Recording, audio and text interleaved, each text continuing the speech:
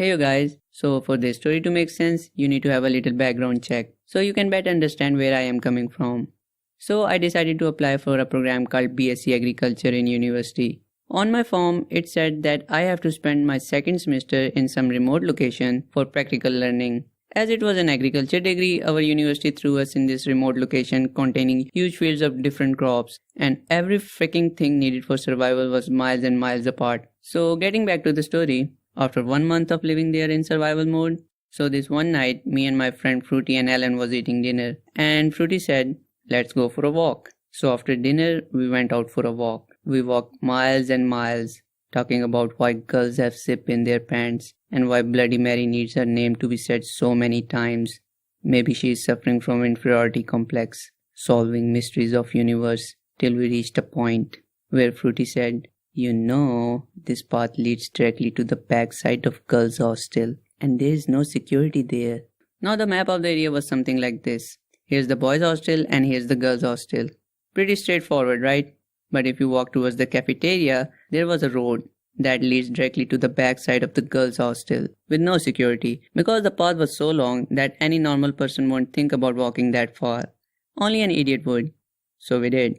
We walked, and sometime later, we reached our destination, and Fruity was right.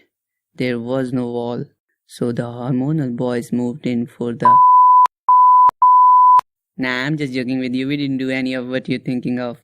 Now we were like, we are here, might as well explore a little and listen to what girls talk about in their free time.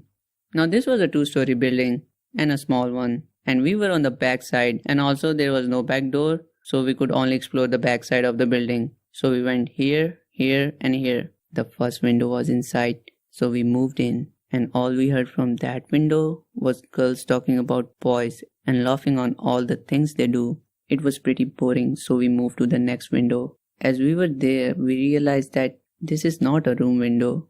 This is a washroom window. So Alan peeked in, and he saw 2 girls taking a shower together. So we also jumped in and continued watching until we got boners. And after comparing notes on who has the biggest boner, we moved to the last window. And there we saw girls reading lovey-dovey texts sent by boys and laughing out loud. Now in that night, we realized that some girls are piece of and this whole hostel is full of. It was getting late, so we decided to head back. Our plan was that Alan should go first, and then he will text us of all clear, and then we will come out, which was a mistake, because the idiot ran in front of window, which probably made a shadow inside the room, and I heard a voice, "Someone is outside." So Fruity and me jumped into the bushes, and we stayed there for 5 minutes, but no one came out. And then we received a text from Ellen of all clear. So we ran, but Fruity accidentally stepped on this metal sheet lying on the ground, which made a sound, but no one heard it, and nothing happened, or we thought so. The 3 of us got united and was about to leave, and I saw someone on the roof looking at us. I looked at him, but he disappeared, and 2 seconds later, we booked it. But Alan said, "You guys run, I will catch up." We didn't say anything to him, because the situation turned out to be every man for himself at this point. We left him and ran away like pussies. After a mile later, I started to vomit. I was not an outdoor guy, and I hated the idea of pushing my body to find its limits, so I was pretty much done. Now as I was vomiting, Alan reached us and started to scream, "Bikes are coming, bikes are coming." So we booked it again, and after a mile of running, in the distance we could see the cafeteria.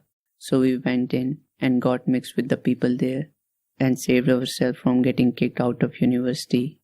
That night we burnt our clothes that we were wearing because we were so scared of getting caught. Later we asked Alan why he told us to go ahead back there, and he said there was this plank that they were using to cross bikes. So I threw it in the ditch and bought us some time to run away. So the moral of the story is always keep something called Alan with you, or have balls of steel.